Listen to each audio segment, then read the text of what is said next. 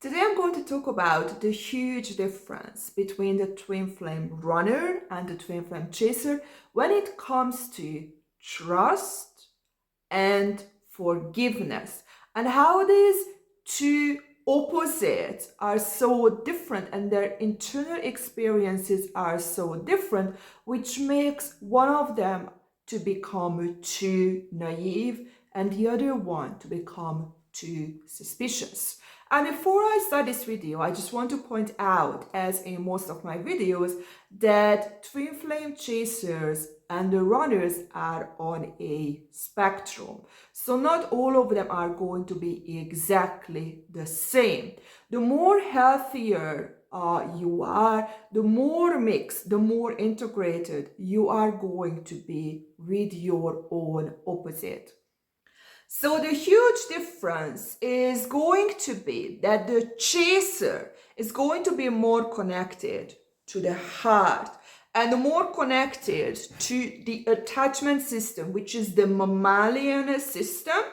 That's the middle of the tree system, while the runner is going to be more connected to the head and more connected to the primate level of the same system. So your awareness system, where you are more connected to, is going to be completely different.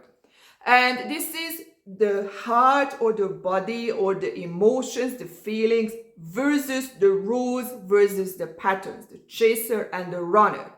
And in the head, it's when you only see it in the head, it's going to be different because the chaser is going to be connected more to the limbic part of the brain. This is going to be the emotional part of the brain, and the runner is going to be more connected to the analytical part of the brain and more connected to this newest part that is the prefrontal cortex and represses the emotions.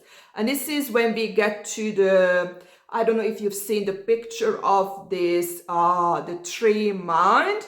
And one of them is the emotional. If you are overly emotional, you can feel that you are in a chaos all the time and you are in an emotional tsunami. And if you are too much in the patterns, too much in the analytical part, too much in the rules and what you have learned, and you repress too much this part, then you can feel like you are in a desert, that everything is in order, but there is just no joy in it. And that's why you two attract each other, because what is under balanced or underdeveloped in one of you is overly in your own opposite. And when you integrate these two parts, that the two parts of the brain can work in harmony, that's when you create the third mind, that is the connection or the balanced part of these two, and this is the wise mind. And if we see it within the body and the mind, that it's going to be a healthy integration between the body, mind to body. And I say it double because this is how the information is flowing within you, that there is an impulse coming from the back of your body. This is what the chaser really feels. It goes up to the head, and the head is going to decide what that feeling is, what that impulse is, and it's going to decide what that is. It translates it and sends a signal down to the front of the body, and it makes you feel. And that is why you are so different, because the chaser has less strict rules in the head. So when you feel the love, it translates into love more because you don't have these stricter patterns. It will make sense a little bit later. But the runner is going to have more patterns in the head, and they are able to repress the emotions more. So the same experience would translate very, very differently. When you have a more negative, more suspicious mind, that is the runner, that they see everything in a more negative way, that you cannot be trusted, or the chaser, who is a little bit more naive, more delusional, more childlike. And that is where the huge difference is between the two of you, when it comes to trust and when it comes to forgiveness. And this is what I'm going to explain now, so you can understand yourself and your partner, so you can see your blind spots that you can work on, and you can heal yourself, and you can see the blind spots of your own partner, so you can accept the partner or move away from the partner. It's totally up to you what you do. So the chaser is going to be a more childlike person, and you can think of a 3-4 year child who gives this unconditional love to the parent. It doesn't matter how the parent looks like, it doesn't matter how the parent behaves.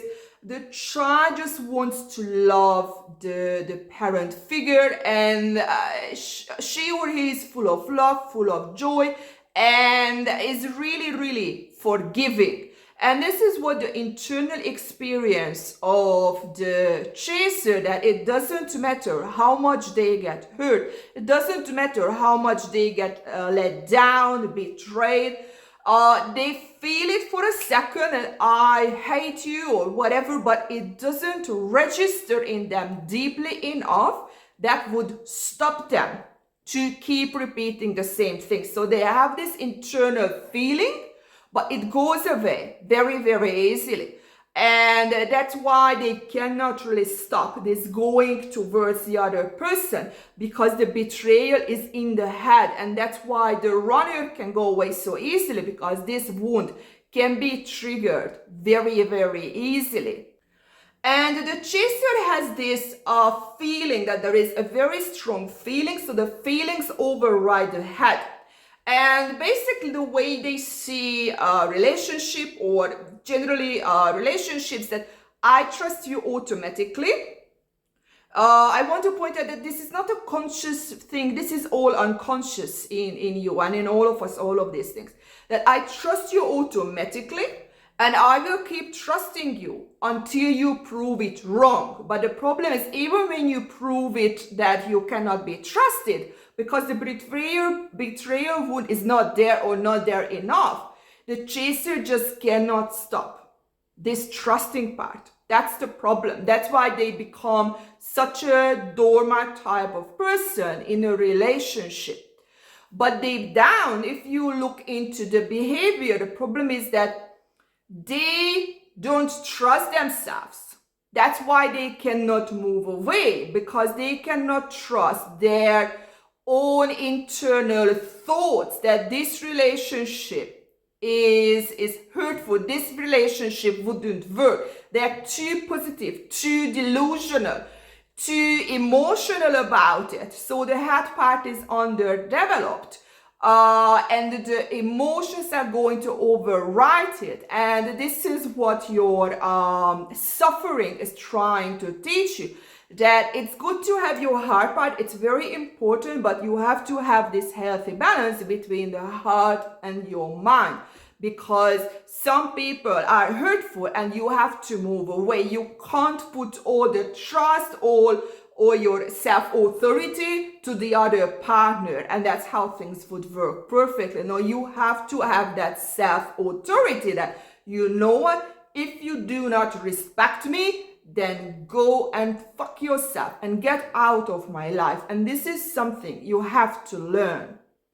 And this is where the huge difference is between the chaser, because this was the chaser, and the runner. Or the runner is going to be the opposite of that. That the runner is already suspicious. So the chaser was naive and more positive about the partner. Really, really positive about the partner. But the runner is very, very suspicious, and they are very, very negative. I would say like they are positive, that's why they start the relationship, but deep down they see the relationship that it's going to fail. And it's not conscious, I would say it's an unconscious thing. And that's why they keep testing the partner all the time, if the partner can be trusted or not. So here the trust is different, that I don't trust you automatically like the chaser does. I keep testing you to see if I can trust you. But the problem is, because they have this betrayal wound already so deeply in them, They never truly trust the partner. They just keep testing, and they are really focusing on the signs, even for things that are irrelevant, as a proof that the partner can be trusted. So they actually become their self-fulfilling prophecy, because many times what they do, they actually trigger the partner to do the very things they want to see in reality. And this is the problem with the runner.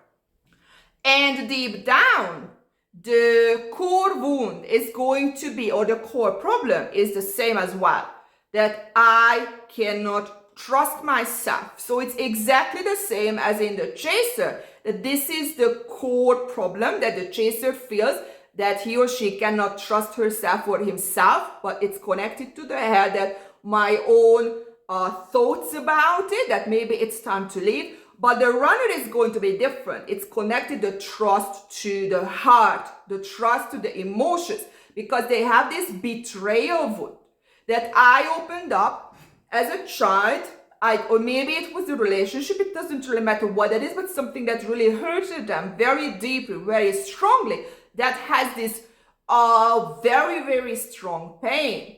And they see it as that, okay, I opened up and I got hurt. I cannot trust myself, because if it has happened already, it's a clear proof that it can happen. And deep down they feel that I can't trust myself enough to see if I can't trust this partner or not. And that's why they are really, really difficult in a sense that they are unable to open up fully their heart, or even when they open it up, they close back very, very easily. They are so scared of getting hurt again.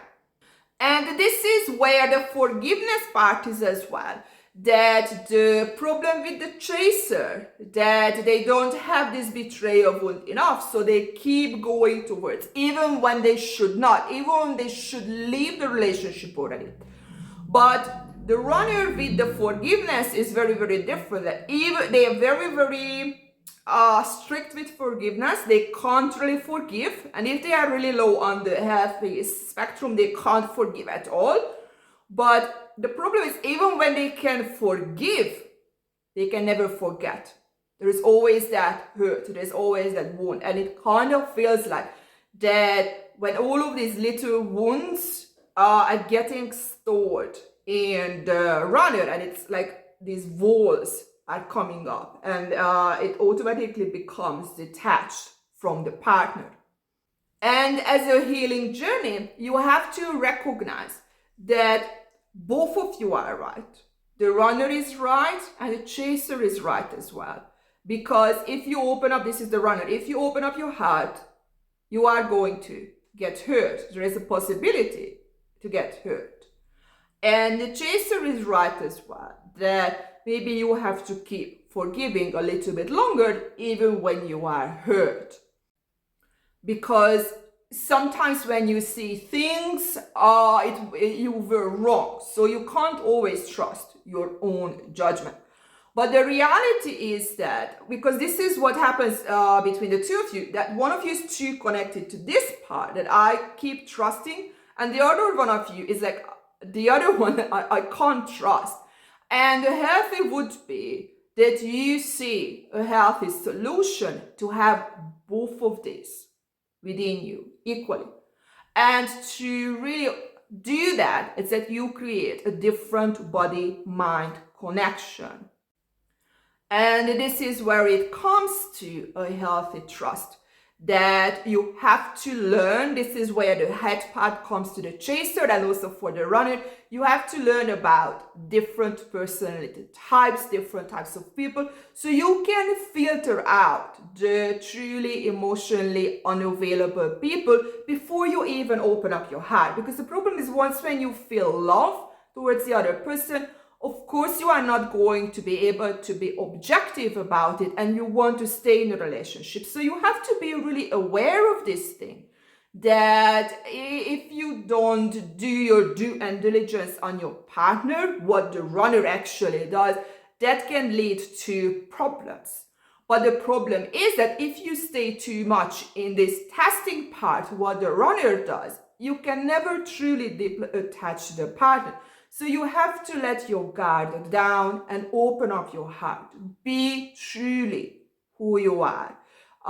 Share your internal experiences, and even when things are going a little bit sideways, you forgive even when you think that you shouldn't, because the signs are clear. Because maybe your interpretation is that the signs are clear, but maybe you don't interpret it well. So you let it run a little bit longer than you would do in your original way.